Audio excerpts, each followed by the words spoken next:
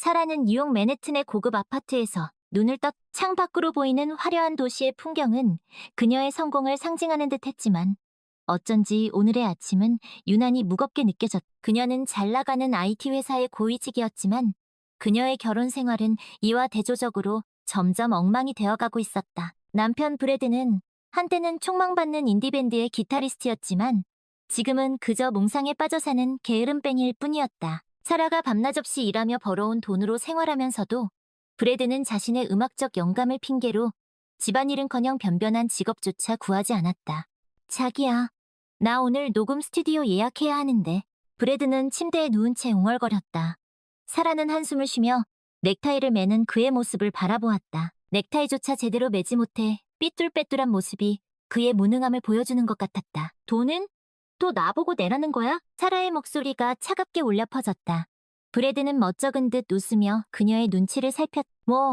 자기가 나보다 돈도 잘 버는데 이 정도는 투자라고 생각하면 안 될까? 내가 유명해지면 다 갚을게. 유명해지면 그 유명은 도대체 언제 오는데? 벌써 몇 년째야? 당신 그 헛소리 지겹지도 않아? 사라는 참았던 분노를 터뜨렸다. 브래드는 당황한 듯 눈을 깜빡이다가 이내 뻔뻔한 표정으로 말을 이었. 자기는 예술을 몰라도 너무 몰라. 내 음악은 시대를 앞서간다고. 조금만 기다리면 다 이해하게 될 거야. 그래. 네. 잘난 예술. 근데 그 잘난 예술이 우리 집 월세 내주니? 아니면 식탁에 밥이라도 차려주냐고. 사라는 더 이상 참을 수 없었다. 그녀는 브래드가 예술이라는 허울 좋은 핑계 뒤에 숨어 자신에게 기생하고 있다는 사실을 더 이상 외면할 수 없었다. 브래드, 우리 진지하게 이야기 좀 해. 나 더 이상은 이렇게 못 살아. 사라는 단호한 목소리로 말했다. 브래드는 그제야 사태의 심각성을 깨달은 듯 장난기 어린 표정을 지우고 진지한 척 말을 꺼냈다. 무슨 이야기? 설마 이혼이라도 하자는 거야? 그래, 이혼해. 당신이랑 더 이상 같이 살 이유가 없어. 사라는 차분하지만 단호하게 말했다. 브래드는 믿을 수 없다는 듯 눈을 크게 떴다. 뭐? 이혼? 자기가 지금 제정신이야. 제정신이지. 당신은 내 인내심을 시험했고 이제 그 인내심은 바닥났어. 자기, 잠깐만. 진정하고 다시 생각해봐. 우리가 어떤 사이인데. 브래드는 당황하며 사라를 붙잡으려 했지만 사라는 단호하게 그의 손을 뿌리쳤다. 놓지 못해? 당신 나한테 기생하는 것 말고 할 줄 아는 게 뭐야? 사라는 차가운 눈빛으로 브래드를 쏘아보았다. 브래드는 그녀의 눈빛에서 진심을 읽었는지 더 이상 변명하지 못하고 고개를 숙였다. 사라는 가방을 챙겨 현관으로 향했다. 오늘 저녁에 이야기 마저 해. 날 가야 해. 사라는 마지막 말을 남기고 집을 나섰다. 차가운 유혹의 바람이 그녀의 뺨을 때렸다. 사라는 복잡한 심경을 억누르며 회사로 향했다. 그녀의 발걸음은 무거웠지만 동시에 어딘가 홀가분한 기분이 들었다. 마치 오랫동안 짊어지고 있던 무거운 짐을 내려놓은 것처럼. 사라의 절친한 친구이자 직장 동료인 제시카는 사라의 어두운 표정을 보고 무슨 일이 있냐고 물었다. 사라는 그간의 일들을 털어놓았다. 제시카는 이미 브래드의 무능함에 대해 잘 알고 있었기에 사라의 결정을 지지했다. 잘 생각했어, 사라. 넌 더 나은 삶을 살 자격이 있어. 그 기생충 같은 놈은 네 인생에서 치워버려. 제시카는 단호하게 말했다. 사라는 친구의 말에 힘을 얻었다. 그녀는 더 이상 불행한 결혼 생활에 얽매이지 않겠다고 다짐했다. 그날 저녁, 사라는 평소보다 일찍 퇴근하여 집으로 향했다. 집안은 쥐죽은 듯 고요했고 브래드는 거실 소파에 앉아 멍하니 TV를 보고 있었다. 사라는 무거운 마음으로 그에게 다가갔다. 브래드, 우리 이야기 좀 해. 브래드는 사라를 힐끗 쳐다보더니 다시 TV로 시선을 돌렸다. 무슨 이야기? 이혼? 난 이혼 못해. 왜? 아직도 나한테 빌부터 살 미련이 남았어. 사라의 날카로운 질문에 브래드는 흠칫 놀라더니 이내 능글맞은 미소를 지으며 대답했다. 자기, 말을 왜 그렇게 해? 우린 부부잖아. 부부는 기쁠 때나 슬플 때나 함께하는 거라고. 내가 지금은 비록 힘들지만 언젠가 성공하면 다 갚겠다니까. 그놈의 언젠가는 도대체 언제 오는데? 당신, 혹시 내가 당신 뒷바라지나 하는 하녀로 보여? 사라는 더 이상 그의 뻔뻔함에 참을 수 없었다. 하녀라니? 자기가 어떻게 나한테 그런 말을 해? 내가 얼마나 자기를 사랑하는데. 사랑 웃기지 마. 당신이 사랑하는 건 내가 아니라 내 돈이겠지. 사라는 차갑게 쏘아붙였다. 브래드는 당황한 듯 눈을 깜빡이다가 이내 애원하는 눈빛으로 그녀를 바라보았다. 자기, 제발 그러지 마. 나 정말 자기를 사랑해. 자기가 없으면 난 아무것도 아니야. 그렇게 잘 아는 사람이 그동안 나한테 그런 식으로 행동했어? 당신 정말 이기적이고 뻔뻔해. 사라는 그의 애원에도 흔들리지 않았다. 그녀는 이미 마음을 굳힌 상태였다. 나 변호사 알아봤어. 이혼 서류 준비되면 연락할게. 사라는 단호하게 말했다. 브래드는 그제야 사태의 심각성을 깨달은 듯 얼굴이 사색이 되었다. 안 돼, 자기. 이혼은 안 돼. 제발 한 번만 봐줘. 내가 다 잘못했어. 다시는 안 그럴게. 브래드는 사라의 다리를 붙잡고 애원했다. 사라는 그런 그를 냉정하게 뿌리치며 말했다. 이미 늦었어, 브래드. 당신은 너무 많은 기회를 날려버렸어. 사라는 방으로 들어가 문을 잠갔다. 브래드는 문 밖에서 한참 동안 그녀의 이름을 부르며 애원했지만 사라는 꿈쩍도 하지 않았다. 그날 밤 사라는 홀로 침대에 누워 깊은 생각에 잠겼다. 그녀는 자신의 결정이 옳은 것인지 확신이 서지 않았지만 적어도 지금의 불행한 삶에서 벗어나고 싶다는 생각만큼은 분명했다. 다음 날 아침 사라는 브래드에게 이혼 서류를 내밀었다. 브래드는 믿을 수 없다는 듯 서류를 바라보다가 이내 체념한 듯 한숨을 쉬었. 정말 이혼해야겠어? 그래.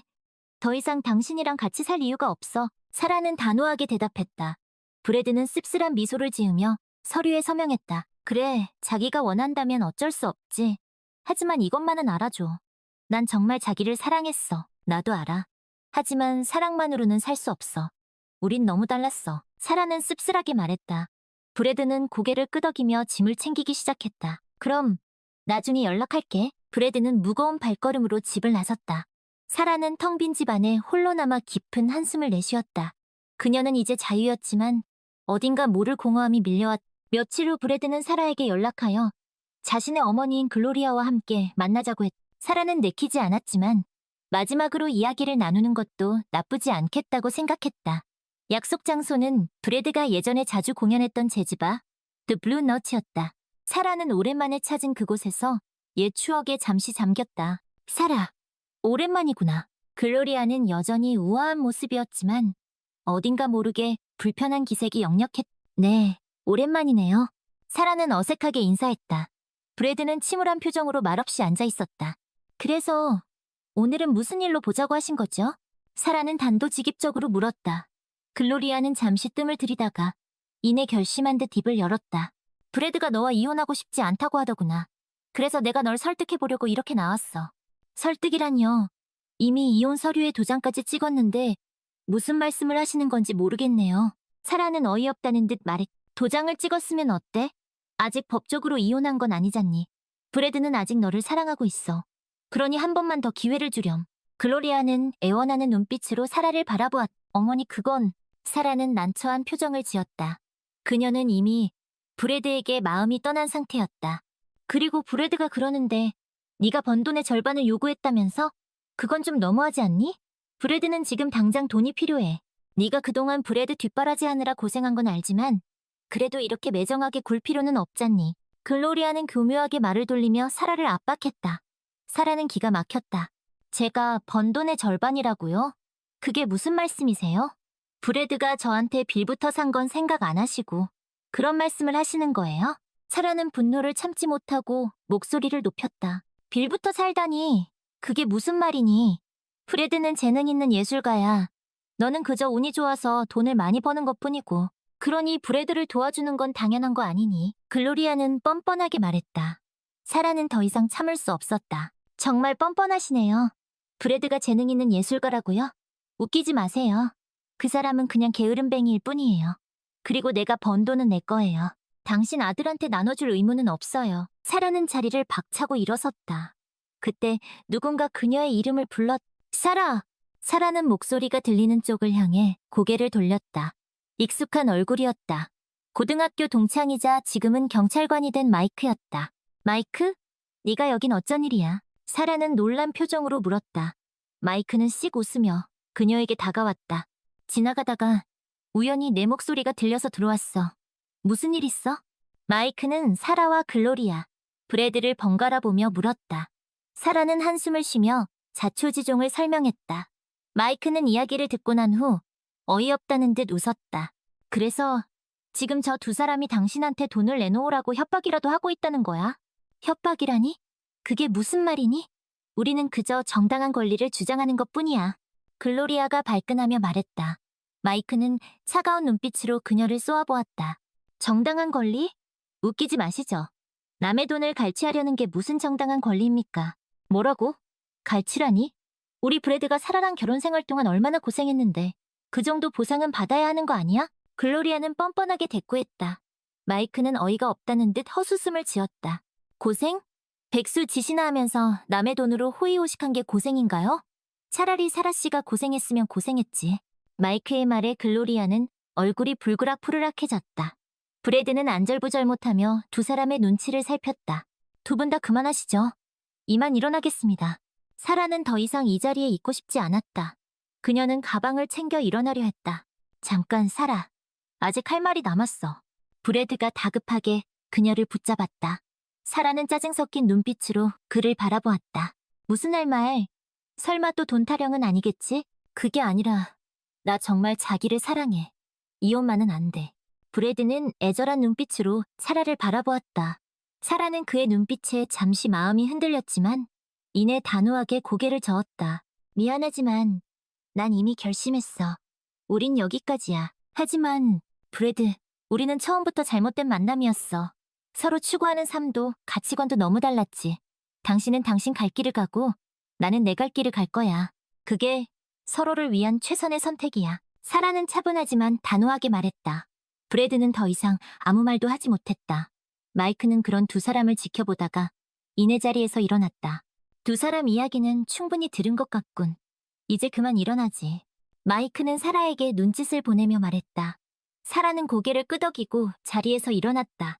잘 들어, 브래드. 그리고 사모님. 더 이상 사라 씨 괴롭히지 마. 한 번만 더 이런 식으로 나오면 그땐 나도 가만히 있지 않을 거야. 마이크는 경고하듯 말했다.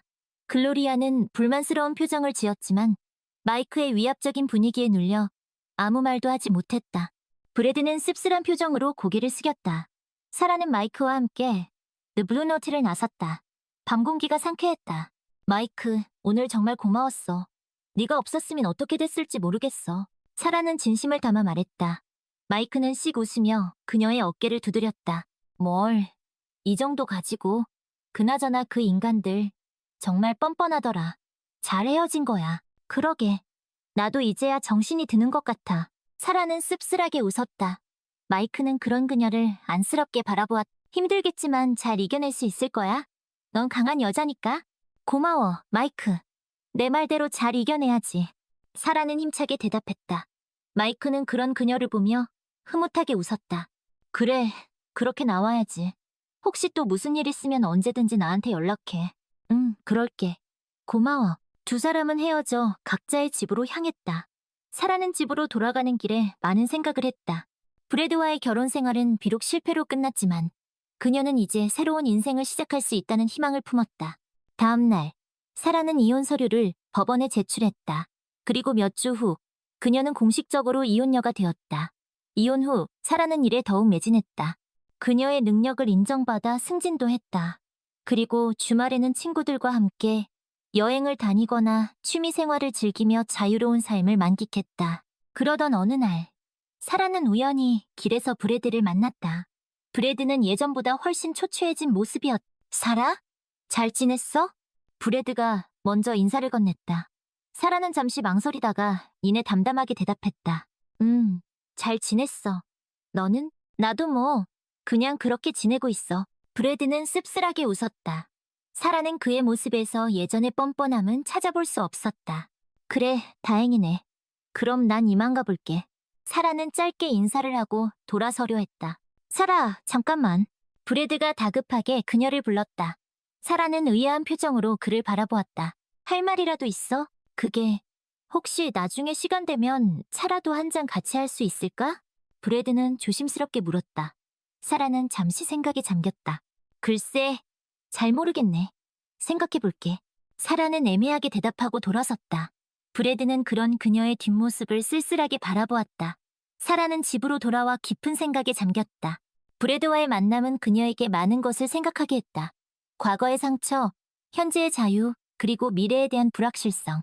하지만 한 가지 분명한 것은 그녀는 더 이상 과거에 얽매이지 않고 앞으로 나아가야 한다는 것이었다. 사라는 자신의 삶을 돌아보았다. 브래드와의 결혼은 고통스러운 경험이었지만 그 덕분에 자신이 얼마나 강하고 독립적인 여성인지 깨닫게 되었다. 그녀는 더 이상 누군가에게 의존하거나 휘둘리지 않고 오롯이 자신의 힘으로 살아가기로 결심했다. 그녀는 일에 더욱 열중했다. 뛰어난 업무 능력과 리더십을 인정받아 팀장 자리까지 오르게 되었다. 사라는 자신의 팀을 이끌며 다양한 프로젝트를 성공적으로 수행해 나갔다. 그녀는 자신의 일에 대한 열정과 자신감을 가지고 있었고, 이는 곧 좋은 결과로 이어졌다.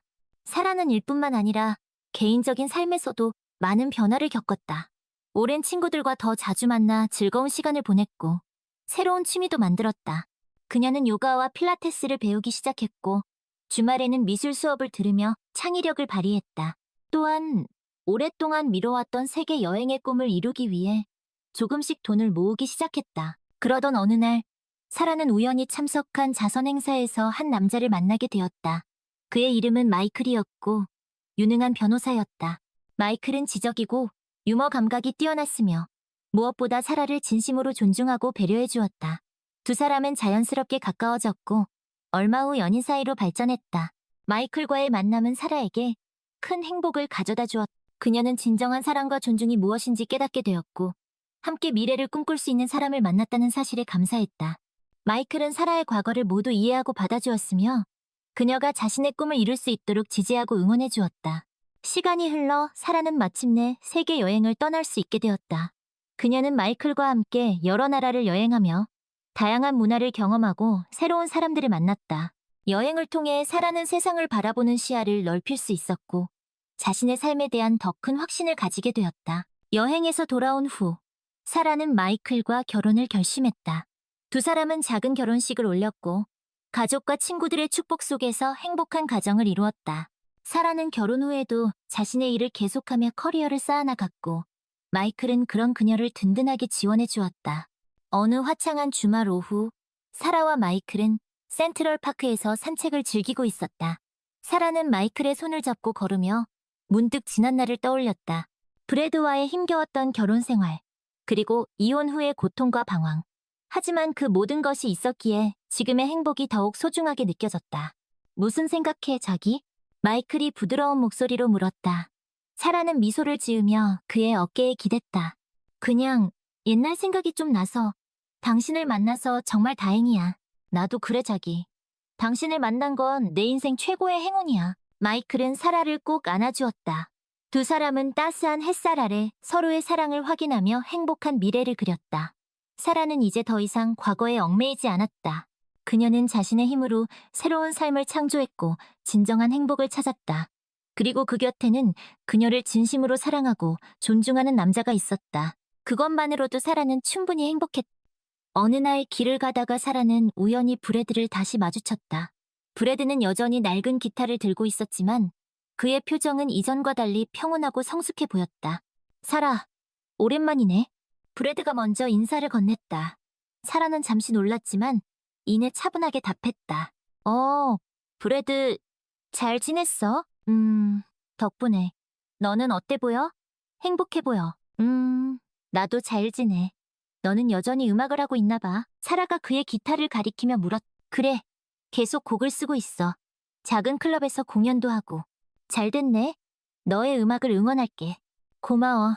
너도 행복하길 바라. 두 사람은 짧은 대화를 나누고 헤어졌다. 사라는 그와의 만남에 더 이상 미련이나 분노를 느끼지 않았다. 그저 과거의 한 페이지를 덤덤히 넘길 수 있게 되었다. 시간이 흘러 사라는 자신의 분야에서 최고의 자리에 올랐다. 그녀는 자신의 회사에서 중역을 맡아 회사를 이끌었고 많은 후배들에게 존경받는 리더가 되었다.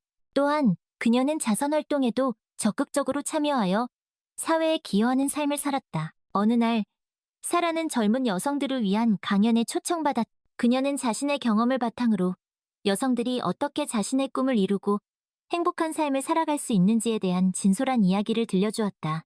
강연이 끝난 후 많은 젊은 여성들이 사라에게 다가와 감사의 인사를 전했다. 그들의 빛나는 눈빛을 보며 사라는 큰 보람을 느꼈다. 사라는 깨달았다. 진정한 행복은 외부적인 성공이나 물질적인 풍요가 아닌 자신의 내면에서 비롯된다는 것을. 그리고 그 행복은 자신의 삶을 스스로 선택하고 그 선택에 책임을 지며 끊임없이 성장하고 다른 사람들과 사랑을 나누는 과정에서 찾을 수 있다는 것을. 그녀는 자신의 삶을 통해 이 진리를 증명했고 앞으로도 그럴 것이다. 사라는 여전히, 그리고 영원히 자신의 삶의 주인공이었다. 세월은 흘러 사라는 어느덧 60대의 나이에 접어들었다.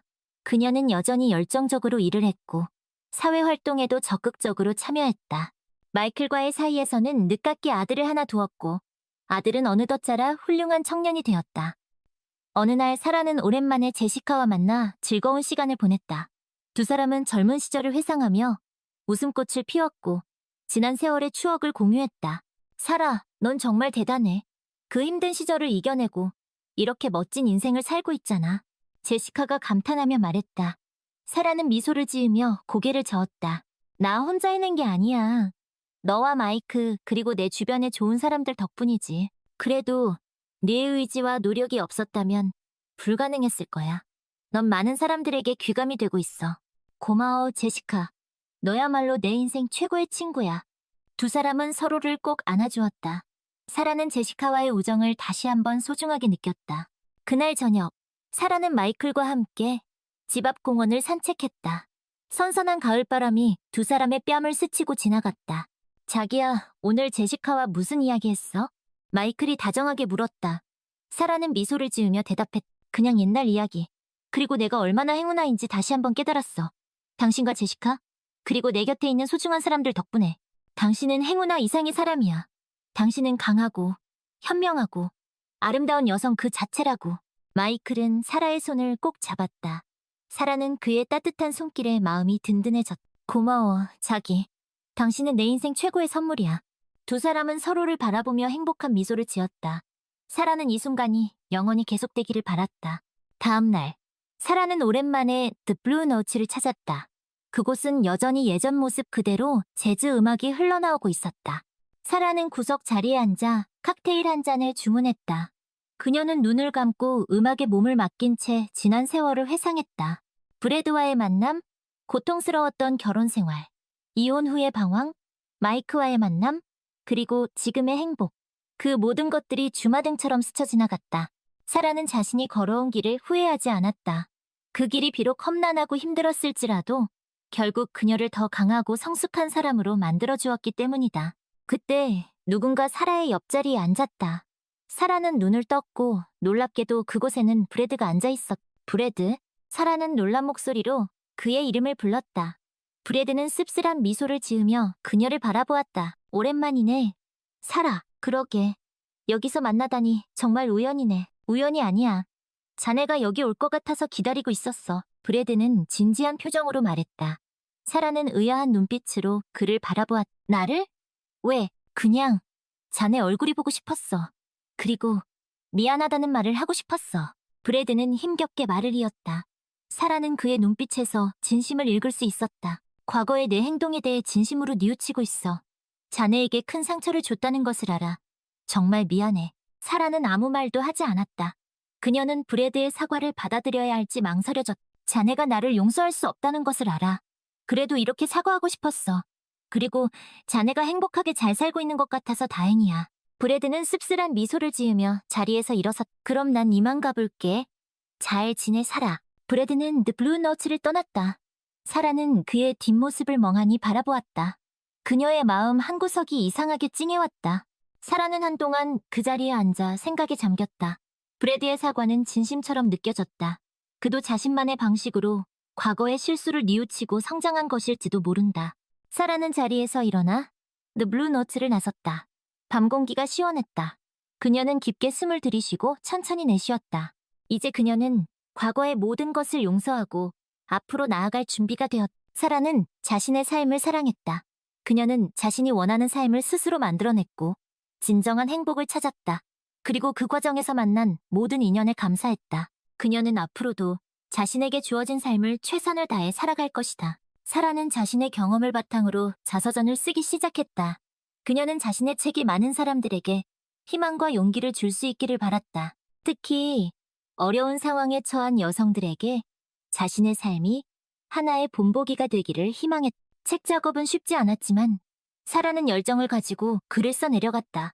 그녀는 자신의 과거를 솔직하게 털어놓았고 그 과정에서 느꼈던 감정들을 생생하게 묘사했다. 또한 자신이 어떻게 어려움을 극복하고 성공적인 삶을 살게 되었는지에 대한 이야기도 진솔하게 담아냈다. 마침내 사라의 자서전 나의 길.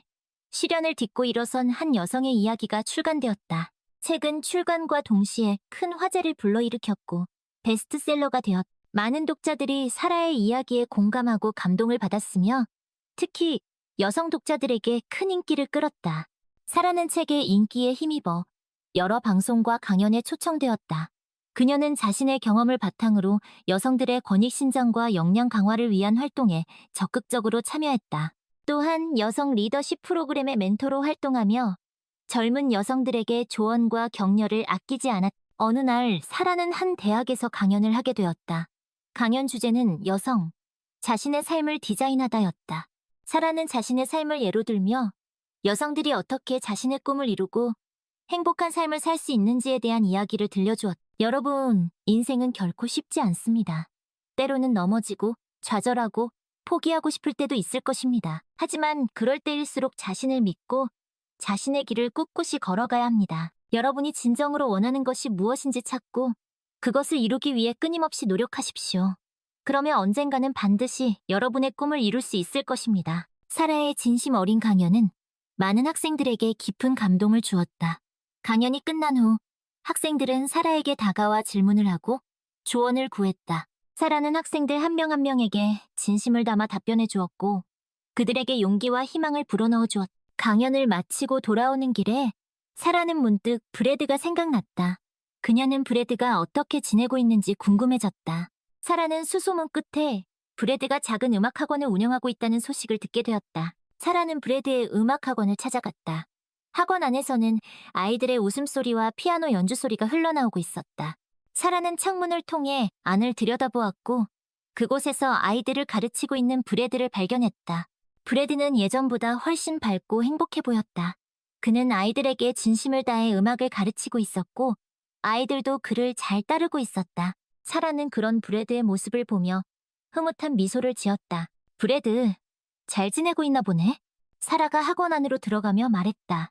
브래드는 놀란 표정으로 그녀를 바라보았다.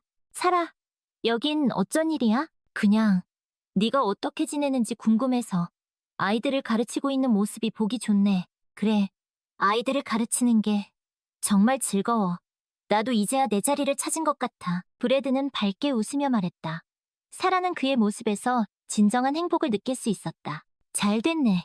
너에게 잘 어울리는 일이야. 고마워, 사라. 내 덕분에 이렇게 새로운 삶을 살 수 있게 되었어. 무슨 소리야? 내 스스로 잘 해낸 거지? 아니야. 네가 나를 떠나지 않았더라면 난 여전히 철없는 백수로 살고 있었을 거야. 내 덕분에 내 잘못을 깨닫고 새로운 삶을 시작할 수 있었어. 정말 고마워. 브래드는 진심을 담아 말했다. 사라는 그의 말에 가슴이 뭉클해졌다. 나도 고마워, 브래드. 너 덕분에 나 역시 많이 성장할 수 있었어. 두 사람은 한동안 말없이 서로를 바라보았다.